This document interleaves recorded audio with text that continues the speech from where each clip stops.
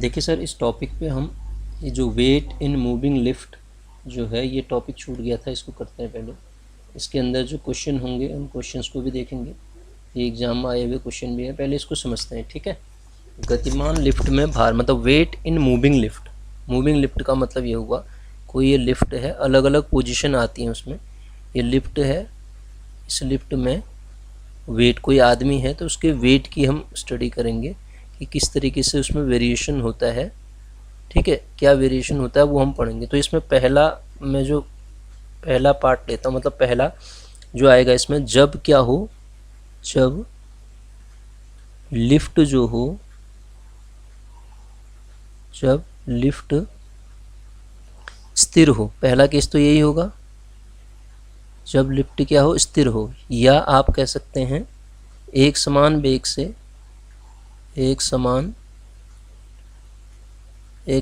वेग से, एक समान वेग से गतिमान हो, एक समान वेग से गतिमान, ठीक है।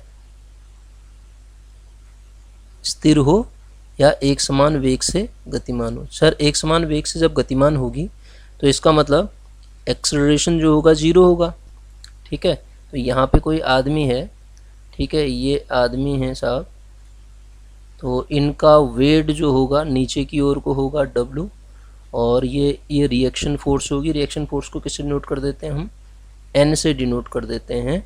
और इस केस में एक्सेलरेशन क्या है, 0 है। अगर एक्सेलरेशन 0 है तो न्यूटन का नियम क्या कहता है, F बराबर ma, ठीक है। न्यूटन सेकेंड लॉ यही होगा, F बराबर ma। जब हम F बराबर ma लगाएंगे तो क्या होगा, दिस इम्प्लाइज, इसका मतलब क्या हो जाएगा, कब की बात कर रहा हूँ मैं, एक समान वेग से गतिमान, मतलब एक्सेलरेशन 0। तो उस केस में यहाँ पे क्या आ जाएगा, रिएक्शन को हमने N से डिनोट किया है, N और F बराबर F कितना होगा, N माइनस W, ठीक है। N ऊपर को होगा, रिएक्शन ऊपर को होगी, वेट W नीचे को ही होगा, बराबर ma।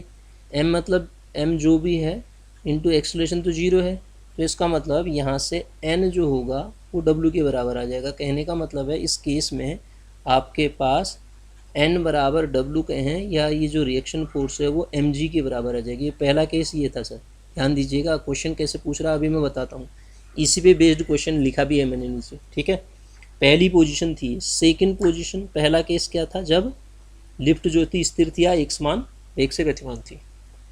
अब दूसरी बात हम करते हैं, जब आपके पास केस क्या हो, जब लिफ्ट जो हो, जब लिफ्ट ऊपर की ओर त्वरित हो, ऊपर की ओर, ऊपर की ओर त्वरित हो, ठीक है, ऊपर की ओर त्वरित हो। सेकंड केस ही ले लेते हैं, एक्सेलरेटेड है, ठीक है, लिफ्ट ऊपर को एक्सेलरेटेड हो रही है, मतलब इसका मीनिंग आप समझ रहे होंगे। मीनिंग ये होगा कि एक्सेलरेशन ऊपर की ओर को होगा, ठीक है सर। ये यहाँ पे बना देते हैं हम, इस तरीके से, इस तरीके से बना देते हैं, मतलब एक्सेलरेटेड ऊपर की ओर एक्सेलरेशन है, ठीक है। तो ये आदमी है, इसका वेट नीचे को ही होगा, और जो रिएक्शन फोर्स होगी वो ऊपर को ही होगी। रिएक्शन फोर्स को N से नोट किया ना, N ऊपर की ओर ही होगी। तो इसमें F बराबर ma लगाइए। F बराबर ma वाला जो फॉर्मूला है अगर हम इस पे लगाते हैं तो क्या होगा सर, F क्या है, N माइनस W, यही होगा, N माइनस W बराबर किसके, M इंटू A, एक्सेलरेशन है उसमें। तो यहाँ से आप क्या करेंगे, N से डिनोट कर रखा हमने, ठीक है, जो रिएक्शन फोर्स है उसको N से डिनोट कर रखा है। तो यहाँ से हमारे पास ये जो वैल्यू आ जाएगी, N इज इक्वस टू क्या आ जाएगा, N is equals to W plus ma के बराबर आ जाएगा। और W क्या है सर आपके पास, mg प्लस ma। तो यहाँ से जब आप सॉल्व करेंगे तो m into G plus A हो जाएगा। ये याद रखना है आपको। N को रिएक्शन फोर्स भी कह देता हूँ मैं, R से नोट कर देता हूँ, ठीक है, R से नोट कर दो। तो M into G plus A, ठीक हो गया, बात समझ में आ रही, हो क्या रहा है। ये M जो है मास है, वो जो आदमी जो है ना उसका मास है M, ठीक है। F बराबर ma के बराबर ही लगाएंगे, ठीक है। इसका मतलब क्या हुआ व्यक्ति का जो आभासी भार है, आभासी भार अधिक नहीं हो गया है, प्लस जुड़ नहीं गया यहाँ पे। जो व्यक्ति का आभासी भार होगा वास्तविक भार से अधिक होगा, यही क्वेश्चन पूछा जाता है। तो यहाँ से क्या होगा, जुड़ रहा ना उसमें, व्यक्ति का आभासी भार, व्यक्ति का आभासी जो उसको महसूस होगा, आभासी भार ऊपर को लिफ्ट जाती है। तो आप अगर कभी बैठे हो उसमें तो ध्यान दीजिएगा, जब ऊपर को जाते हैं, ऊपर को चढ़ते हैं तो हम सर में दर्द जैसा होता है, ऐसा लगता है कि भार ज़्यादा हो रहा है। तो व्यक्ति का आभासी भार वास्तविक भार से अधिक होगा, वास्तविक भार से अधिक, वास्तविक भार से अधिक होगा। उस केस में वास्तविक भार से क्या होगा, अधिक होगा। ठीक है, ये ध्यान रहे। इसका मतलब क्या हो जाएगा, आभासी भार बढ़ जाएगा, आभासी भार जो होगा बढ़ जाएगा। ठीक है, ये क्वेश्चन ये पूछता है आभासी भार बढ़ेगा या कौन सी स्थिति ऐसी होगी जिसमें आभासी भार बढ़ जाएगा, ये बोलता है वो। आभासी भार कौन सी स्थिति में आभासी भार बढ़ जाएगा, ये बोलता है। ठीक है, ध्यान दीजिएगा। ठीक है, किस स्थिति में वो जो व्यक्ति है उसका आभासी भार बढ़ जाएगा, क्वेश्चन ये पूछता है। तो आप कहेंगे इस स्थिति में। ठीक है, कौन सी स्थिति थी, जब एसिलेटेड था ऊपर की ओर। अब यहीं से मैं जब ऊपर की जगह पे इसी को काट के, यहाँ जगह कम है तो ऊपर से ऊपर की जगह पे हम अब आते हैं, जब ये व्यक्ति जो है इस केस में तो बढ़ रहा है। हाँ, ध्यान दीजिएगा सर, ध्यान दीजिए, इस केस में बढ़ रहा है। अब हम बात करते हैं, यही व्यक्ति जो है, अगर आपके इस साहब क्या कर रहे हैं जी, जब जो ये व्यक्ति जब लिफ्ट जो है नीचे की ओर त्वरित होती है, यही बचा शायद केस, नीचे की ओर त्वरित होगी। तो उस केस में क्या होगा सर, देख लेते हैं। जब एक्सेलरेशन ये इस तरीके से नीचे की ओर, तो सर वेट तो नीचे की ओर ही लगेगा, अभी भी W होगा ये, और जो वो रिएक्शन फोर्स होगी वो रिएक्शन फोर्स भी ऊपर को, रिएक्शन फोर्स तो ऊपर को ही रहेगी। तो उस केस में नेट बल जो होता है ना, F बराबर ma जो होगा मेरे पास, वो क्या हो जाएगा, दिस इम्प्लाइज, अभी दोनों नीचे को हैं, तो इसका मतलब जो नेट बल की अगर हम बात करेंगे वो कितना आ जाएगा आपके पास इस केस में, नीचे को ही एसिलेटेड हो रही ना, जब नीचे को एसिलेटेड हो रही है तो वो जो नेट फोर्स जो था वो W माइनस एन ही था। ये ऊपर को ये कितना था, W माइनस एन ही होगा, ये W माइनस एन होगा। ठीक है, W माइनस एन होगा, वो किसके बराबर हो जाएगा, ma के बराबर, ma के बराबर, यही तो लिख रहा हूँ मैं, W माइनस एन ma के बराबर होगा। ऊपर वाले केस में क्या हो रहा था, वहाँ भी यही था। तो यहाँ पे अगर हम बात करें तो W की जो वैल्यू निकालें, इसको इस साइड ले लेते हैं, W माइनस ma जो हो जाएगा वो n के बराबर हो गया, मतलब ऐसा हुआ। ठीक है, तो सर अब यहाँ पे W क्या था, mg, m कॉमन ले लो, और g माइनस a हो गया यहाँ पे, देखो बराबर n। वो जो रिएक्शन फोर्स n थी ना, वो क्या होगी, यहाँ घट रहा है। देखो जब नीचे को आते हैं तो हमें हल्का सा महसूस होता है, नहीं होता है, जब आप लिफ्ट में बैठे हो बड़े वाले झूले में, तो आप देखेंगे जब नीचे को आते हैं तो हल्का सा महसूस होता है, वो कारण यही है। ठीक है, तो अब आभासी भार कम हो गया यहाँ पे। ठीक है, तो जो रिएक्शन फोर्स है वो n जो होगी वो इस तरीके की होगी, mg माइनस a के बराबर आ गया। तो सर अब आप देखो, तो इस पोजीशन पे मैं क्या कहूँगा, व्यक्ति का, तो ये पोजीशन क्या होगी, व्यक्ति का जो आभासी भार होगा, कुछ नहीं करना है इसमें, आपको ये ध्यान रखना है कि न्यूटन के लॉ लगा दो बस। व्यक्ति का इस केस में क्या होगा, व्यक्ति का आभासी भार जो होगा, जो उसको आभास हो रहा है, आभासी भार, व्यक्ति का आभासी भार वास्तविक भार से कम नहीं हो गए, वास्तविक भार से कम, ये तो पोजीशन आ रही है, माइनस हो रहा है ना यहाँ पे, ये वास्तविक था, माइनस ma माइनस कम हो रहा है। तो जब लिफ्ट नीचे की ओर होगी, जब लिफ्ट नीचे की ओर एसिलेटेड हो रही है, तो इसका मतलब आभासी भार कम हो जाएगा, आभासी भार कम हो जाएगा, आभासी भार कम होगा सर, आभासी भार क्या होगा, कम होगा। ठीक है, इस केस में आभासी भार क्या हो जाएगा, कम हो जाएगा। अब यदि आपके पास एक पोजीशन ऐसी भी आती है, इसमें यहाँ पे लिख देता हूँ मैं, यदि अचानक क्या हुआ कि वो लिफ्ट टूट गई। ठीक है, लिफ्ट टूट जाएगी तो वो जो एसिलेशन हो रहा है वो जी के बराबर हो जाएगा उस केस में। ठीक है, जो एसिलेटेड हो रही थी लिफ्ट वो जी के बराबर हो जाएगा। तो उस केस में यहीं से अगर मैं एन निकालूंगा तो एन का मान कितना आ जाएगा, जीरो हो जाएगा ना, रिएक्शन फोर्स जीरो हो जाएगी। तो इसका मतलब भारहीनता इसी को कहते हैं, इसी को हम क्या कहते हैं, भारहीनता कहते हैं। व्यक्ति जो होगा, जो मुक्त रूप से गिरती हुई लिफ्ट जो है, व्यक्ति जो उसमें जो व्यक्ति बैठा है उसको भारहीनता अनुभव होगी, इसी को भारहीनता कहते हैं। इसके बारे में अलग से डिस्कस करेंगे। भारहीनता एक टॉपिक है ना, उसके बारे में अलग से हम देखेंगे। भारहीनता क्या हुई ये बता दिया मैंने आपको, भारहीनता ये हो रही है। ठीक है, तो ये पोजीशन थी। अब इससे रिलेटेड क्वेश्चन एग्जाम में कैसे पूछे जाते हैं मैंने लिए हैं, देखो। जैसे पहले इसको करते हैं हम, देखो ये क्या कह रहा है, एक लिफ्ट के बारे में बोला इसने। ठीक है, एक लिफ्ट किसी व्यक्ति का आभासी भार वास्तविक भार से कब अधिक होता है, अभी तो पढ़ाया मैंने। कब अधिक होगा, जब वो एसिलेटेड ऊपर की ओर होगी, अभी तो पढ़ाया मैंने, है ना। जब एसिलेटेड ऊपर की ओर होगी, ये आदमी है तो ये वेट है इसका mg नीचे की ओर, और इस रिएक्शन फोर्स को ये ले लेते हैं। मैंने r से नोट किया था ना, उसको r से नोट किया था, तो कितना आएगा, r माइनस एम जी, सीधे लिख देता हूँ, r माइनस एम जी बराबर एम ए हो गया। तो यहाँ से जब आप r की वैल्यू निकालेंगे तो आपको क्या मिलेगा, r बराबर क्या आ जाएगा, m कॉमन ले लो, a प्लस जी, बढ़ गया ना ये कह क्या रहा है, यही तो कह रहा है लिफ्ट में किसी व्यक्ति का आभासी भार वास्तविक भार से कब अधिक होता है। देखो, आभासी भार वास्तविक भार से बढ़ गया, यही तो पोजीशन बताई थी। जब ऊपर को जाएगा तो तब उस केस में आभासी भार जो हो जाएगा आपका बढ़ जाएगा, वास्तविक भार से अधिक हो जाएगा। तो इससे ऑप्शन कौन सा है, लिफ्ट एसिलेटेड, लिफ्ट नियत वेग से ऊपर की ओर, गलत है। नियत वेग से ऊपर की ओर कहाँ से जाएगी, नीचे की ओर त्वरित, ये भी गलत है। नियत वेग से आए, ये तो गलत है ही है। तो ऊपर की ओर त्वरित होती है, ध्यान दीजिएगा, जब लिफ्ट ऊपर की ओर त्वरित होगी तब ऐसा होगा, लिफ्ट जो होगी ऊपर की ओर त्वरित होगी तब ऐसी कंडीशन आएगी। ठीक है, अब इसको देखते हैं, इस पे आए तो इसको भी देखो, ये भी क्वेश्चन इसी पे बेस्ड है।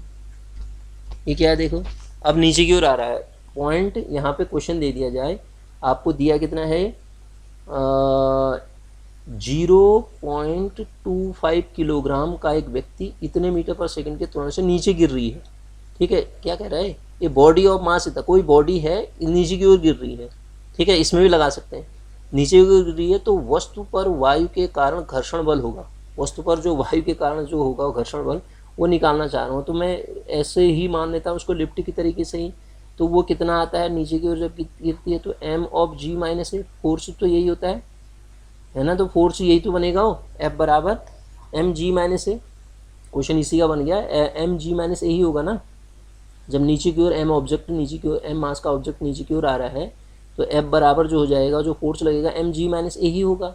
तो m कितना दे रखा है इसने, 0.25 दिया है, 0.25 और g का मान 9.8 गिवन है, और माइनस एसिलेशन कितना दे रखा है 9.2, तो कितना आया ये 0.25 इंटू ये कितना आएगा 0.6 ना, 6 पंचे 30, 0, और ये आ जाएगा 2 के बाद लगाओगे 0, 5, 6 दूना 12, 1 4 15, 1, ऐसा ही आ रहा है 0.150 ना न्यूटन का, 0.150 न्यूटन।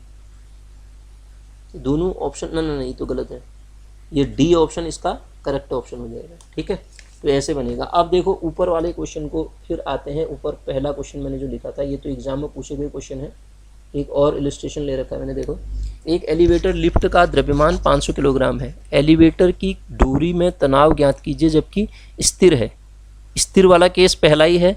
स्थिर वाले केस में हमने क्या बताया था, सबसे पहले तो mg निकाल लो यहाँ पे, क्योंकि यहाँ वैल्यू दे रखी है। mg कितना निकलेगा, m कितना दे रखा है 500 किलोग्राम का, गुणा g कितना 9.8 दिया है, तो 8 पंचे 40, ये कितना आ जाएगा 49 ना, 49 ही आएगा।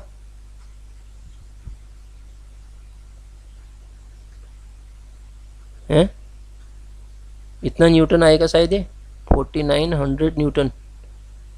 ठीक है, किलोग्राम में दिया ना, तो इतना न्यूटन आ जाएगा ना, 500 किलोग्राम दे रखा है।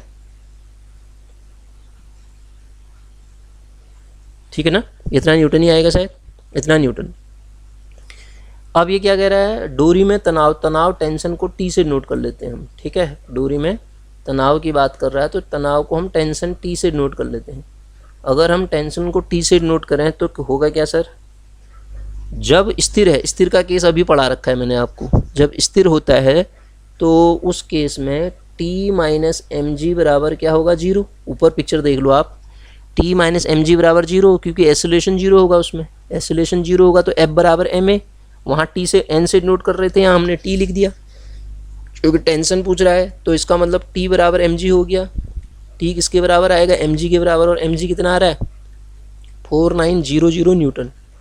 तो इतना न्यूटन का लगेगा इसमें। कब, जब एलिवेटर जो थी आपकी, एलिवेटर ही तो कह रहा है, एलिवेटर जो लिफ्ट है वो उसका त्वरण शून्य होगा। त्वरण शून्य क्यों होगा, क्योंकि ये जो स्थिर है उस केस में त्वरण शून्य ही होना है। सेकंड केस क्या कह रहा है, जब इतने मीटर पर सेकंड के त्वरण से ऊपर को, एसिलेशन ऊपर की ओर है और वो एसिलेशन है कितना 2.0 मीटर पर सेकंड स्क्वायर। यही तो क्वेश्चन अभी ऊपर पढ़ा हमने। तो उस केस में क्या हो जाता है, जब ऊपर की ओर हो तो फॉर्मूला क्या बनेगा, सीधे लिख देता हूँ, टी माइनस एम जी जो होगा एम ए के बराबर होगा, मतलब जुड़ेगा इसमें।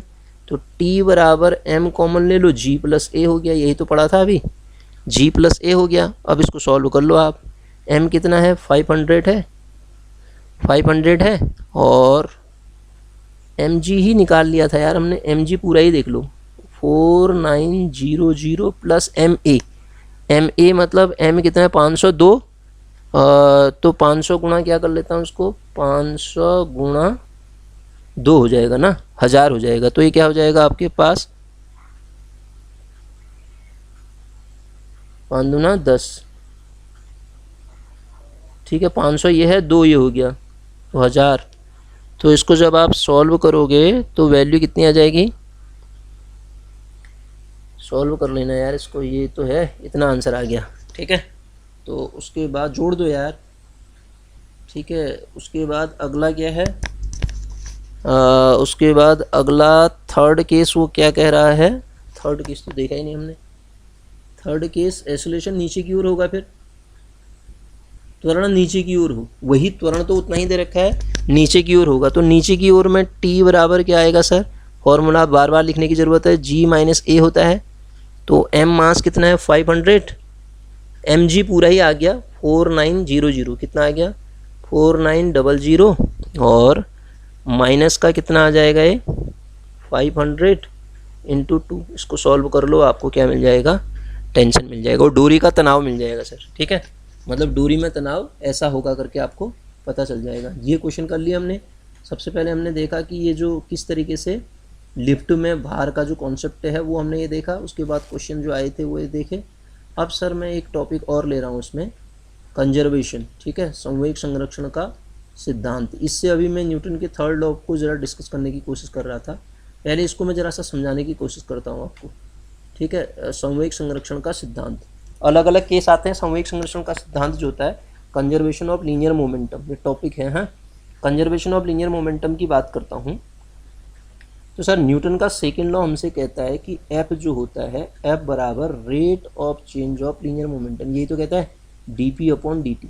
ये न्यूटन का सेकेंड लॉ है, ठीक है। और यदि एफ जीरो हो जाए, एफ ही जीरो हो जाए, तो उस केस में जो पी आ जाएगा आपका वो कांस्टेंट आ जाएगा।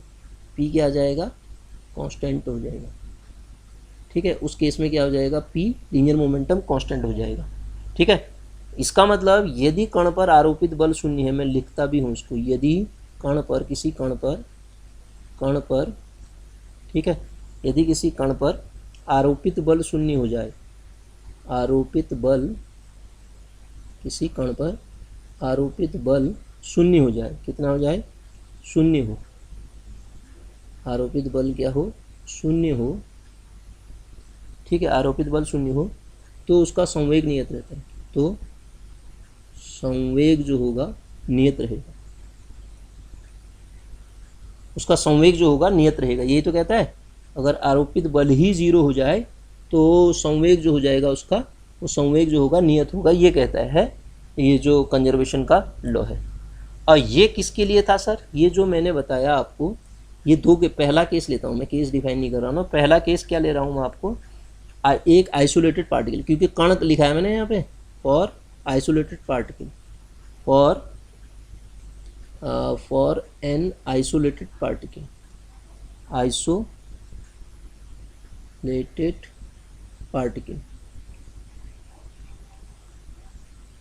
मैं सर बात किसकी कर रहा हूँ, for an isolated particle. Isolated particle को आप हिंदी में लिखना चाहें विलगित कण, एक मतलब विलगित कण का मतलब एक अलग थलग कण है, उसके लिए ये होगा। ये सामूहिक संरक्षण का सिद्धांत कहता है। सेकंड केस लेता हूँ। सेकंड केस, यदि मैं सिस्टम ऑफ पार्टिकल की बात करता हूँ तो उस केस में क्या होगा, देखो मैं बात किसकी करता हूँ, सिस्टम ऑफ पार्टिकल की। सिस्टम ऑफ पार्टिकल का मतलब for a system of particle, और ए सिस्टम ऑफ पार्टिकल, ये सिस्टम ही बन गया for a system of particle. जब आप for a system of particle की बात करते हैं, मान लेते हैं उस जो सिस्टम है उसमें n पार्टिकल हैं और सब का momentum p1, p2, p3 up to n on, momentum हर पार्टिकल का pn ये मोमेंटम है। तो जो rate of change of momentum होगा dp/dt, न्यूटन का सेकंड लॉ यही कहता है। कितना हो जाएगा, टोटल p निकालता हूँ पहले। टोटल p देखो, टोटल p क्या हो जाएगा सिस्टम का, p1 plus p2 plus dot dot plus pn, vector quantity है, वेक्टर, ठीक है। तो ये टोटल मोमेंटम हो गया। रेट चेंज क्या होगा, dp/dt जब आप निकालोगे कितना आएगा, dp1/dt plus dp2/dt plus up to n on plus dpn/dt, dpn/dt, ठीक है सर। dp1 मतलब पहले पार्टिकल पे रेट चेंज हमने निकाला, दूसरे पार्टिकल पे रेट चेंज निकाला। और ये dp/dt की अगर मैं बात करूँ तो dp/dt को क्या मैं ऐसा लिख दूँ, f1 प्लस पूरे सिस्टम के लिए f2 plus up to n on plus fn से नोट कर देता हूँ, ठीक है, fn से नोट कर देता हूँ dp/dt ये होगा। सर f की अगर हम बात कर रहे हैं तो सिस्टम जो होगा, सिस्टम में टोटल फोर्स को बात करता है। ये जो टोटल फोर्स होगा ना सर, इसको मैं दोबारा से अगर आपको डिफाइन करके बताऊं, ये जो टोटल फोर्स होगा इसको आप dp/dt को जब आप लिखेंगे तो इस तरीके से लिखेंगे। यहाँ तो F1 पहले पार्टिकल पे लगने वाला फोर्स, तो पहले पार्टिकल पे लगने वाला फोर्स क्या होगा, F external plus F internal होगा, F1 इंटरनल होगा। इसी प्रकार दूसरे पे लगने वाला फोर्स क्या होगा, F2 external, external force plus F2 internal, F2 internal, ठीक है ना। क्योंकि सिस्टम में कोई सिस्टम है, इस सिस्टम में कोई पार्टिकल है, इस पे एक्सटर्नल इंटरनल दोनों फोर्स लगेंगे, ठीक है, plus up to n on. इसी प्रकार Fn वाले में भी क्या होगा, Fn एक्सटर्नल और इंटरनल फोर्स होंगे। अब सर हम जानते हैं कि जो ये न्यूटन का थर्ड लॉ कहता है, बराबर हों और विपरीत बल लग रहे हों, ठीक है, तो उन सब का सम जो होता है 0 होता है। कहने का मतलब ये F इंटरनल जो होते हैं ना, F1 प्लस इंटरनल की बात कर रहा हूँ, internal F2 internal plus dot dot Fn जो इंटरनल फोर्सेस का सम होता है वो 0 होता है। अब सर इंटरनल फोर्सेस का सम 0 हो गया तो इसका मीनिंग क्या आ गया, तो ये आपके पास ये तो आया, ये मैंने कहाँ से लिखा है, ये यही चीज़ तो है। ये क्या है, F1 है प्लस ये क्या है आपका F2 है प्लस डॉट डॉट डी क्या है, Fn ही तो है, इन्हीं में से तो लिख रहा हूँ मैं, Fn है। इसको अब सॉल्व कर रहा हूँ, dp/dt ये चल रहा था। तो जो dp/dt मेरे पास जो मिला सर, dp/dt किसके बराबर आ गया, dp/dt क्या आ गया, ये बना आपके पास। टोटल क्या हो गए, सारे के सारे इंटरनल 0 हो गए, तो F1 external plus dot dot plus Fn internal external, सारे एक्सटर्नल मिल गए। तो टोटल फोर्स को हम डिनोट कर देते हैं अब F एक्सटर्नल से, किससे, F एक्सटर्नल से। तो ये क्या आ गया, टोटल वैल्यू F एक्सटर्नल। मतलब जब सिस्टम ऑफ n पार्टिकल हो, n मतलब कुछ भी हो सकते हैं, कण में ये n पार्टिकल हो, उस पर आरोपित बल जो होगा, ये जो rate of change of momentum का जो मैंने बात की इतना, अगर वो पूरे सिस्टम पे जो बाह्य बल अगर 0 हो जाए, बाह्य बल अगर क्या हो जाए, 0 हो जाए, कोई निकाय है आरोपित, मतलब F एक्सटर्नल जो हो जाता है वो 0 हो जाता है, तो उस केस में dp/dt क्या आ जाता है, ये 0। इसका मतलब P अगेन कांस्टेंट, जो ऊपर मैंने एक केवल एक पार्टिकल के लिए बताया था वही क्या हो गया, पूरे सिस्टम के लिए भी हो गया। अगर आपके पास जो एक्सटर्नल फोर्सेस हैं वो एक्सटर्नल फोर्सेस कुछ नहीं लग रहे हैं, उनका सम यदि आपके पास जीरो है, मतलब एफ एक्सटर्नल जीरो हो जाता है, तो रेट ऑफ चेंज ऑफ ये मोमेंटम बराबर जीरो होगा। तो पी क्या हो जाएगा, कंजर्व। पी क्या हो जाएगा उसके इसमें, कांस्टेंट हो जाएगा। पी क्या आ जाएगा, कांस्टेंट आ जाएगा। इसी से हम निकालते थे ना, तो कोई दो पार्टिकल आपस में टकरा रहे हैं, अगर आपको याद हो, कोई दो पार्टिकल आपस में टकरा रहे हैं, पहले का तो मोमेंटम टकराने से पहले मोमेंटम दो पार्टिकल का ये था, ये टकराने से पहले मोमेंटम है, और ये टकराने के बाद मोमेंटम है। कंजर्व का मतलब यही होगा, टकराने के बाद का मोमेंटम कंजर्व रहे। ये टकराने से पहले, टकराने के बाद। तो अगर उसको हम मोमेंटम को डिनोट करें, पहले वेलोसिटी u1 थी और m2 पार्टिकल के लिए दूसरी वेलोसिटी m2 थी। इसी से तो लिख रहा हूँ मैं, सिस्टम ऑफ पार्टिकल दो ही हों अगर बराबर, मास तो वही रहेगा लेकिन वेलोसिटी टकराने के बाद ये होगी m2v2। मान लेते हैं कोई दो पार्टिकल आपस में टकराए, एक पार्टिकल जिसका मास m1 और वेलोसिटी u1 इनिशियल थी, और ये m2 और वेलोसिटी u2 थी। टकराने के बाद इसकी वेलोसिटी m1 मास m1 ही रहेगा, वेलोसिटी v1, दूसरे की m2 v2 होगी। तो ये जो conservation of law of momentum कहेगा वो यही तो कहेगा, m1 u1 plus m2 u2 की जो वैल्यू आ जाएगी वो m1 v1 plus m2 v2 के बराबर हो जाएगी। ठीक है ना, m1 u1 plus m2 u2 बराबर m1 v1 plus m2 v2 के बराबर हो जाएगी।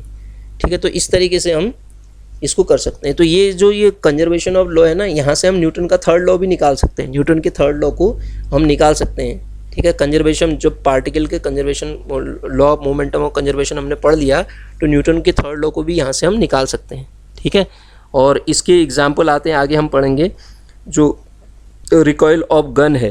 ठीक है ना, बंदूक से निकलने वाली जो उसका होगा रिकॉयल ऑफ गन, ये एग्जांपल है। रॉकेट भी इसी पे वर्क करता है। रॉकेट कैसे वर्क कर रहा है, वो लीनियर, ये क्वेश्चन पूछता है कि रॉकेट किस सिद्धांत पर काम करता है, कंजर्वेशन ऑफ लीनियर मोमेंटम पे ही कार्य करेगा वो। ठीक है, ठीक है, रॉकेट की अगर हम बात करें तो लीनियर मोमेंटम पे ही काम करता है वो, ये भी।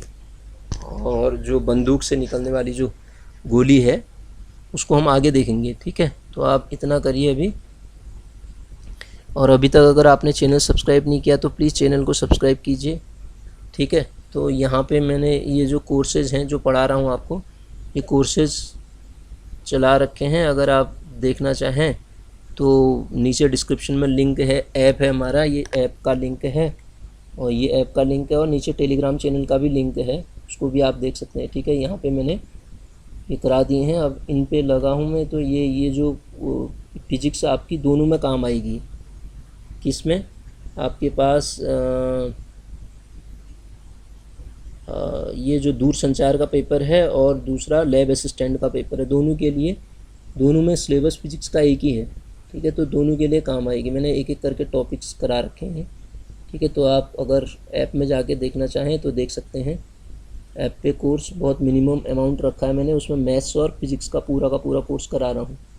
ठीक है, जाके देखना चाहें तो आप देख सकते हैं, और नीचे डिस्क्रिप्शन में लिंक भी है। ठीक है,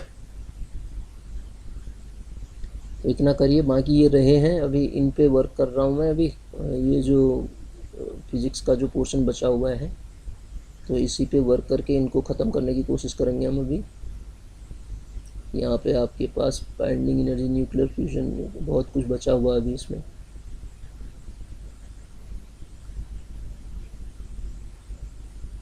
मैथमेटिक्स में भी मैं आपको करा रहा हूँ। ये मैथमेटिक्स में ये दो इनकी टेस्ट सीरीज भी निकाल रखी है मैंने। ठीक है, ये वाला टॉपिक जो नीचे लिखा है ना, ये लैब असिस्टेंट का है नीचे, और ये आपका ये दूर संचार का है ऊपर वाला। तो दोनों एक ही जैसे है ना, इसकी मैंने टेस्ट सीरीज डाल रखी है। उनके क्वेश्चंस को आप करो तो आपको इसी टाइप के क्वेश्चन मिलेंगे एग्ज़ाम में। ठीक है ना, कुछ अलग नहीं आएगा एग्ज़ाम में, ये जो इसी टाइप का आता है। ठीक है, ये जो टॉपिक है ना, आप मैथ्स में अगला मैं टॉपिक उस पर बनाऊँगा, कोऑर्डिनेट ज्योमेट्री पे। ठीक है, कॉम्प्लेक्स नंबर है, differential calculus, integral calculus, differential calculus में लिमिट कंटिन्यूटी वाला जो पोर्शन है, और चेन रूल पे वर्क करेंगे हम। और बाकी जो है ये टेलीग्राम चैनल का लिंक है, नीचे डिस्क्रिप्शन में मिल जाएगा अगर आप ज्वाइन करना चाहते हैं। तो इसको भी ज्वाइन कीजिए, और चैनल सब्सक्राइब नहीं किया है तो प्लीज़ सब्सक्राइब करिए। और अगर आपको पढ़ाना अच्छा लगता है, समझ में आ रहा है, तो प्लीज़ लाइक का बटन दबा दीजिए।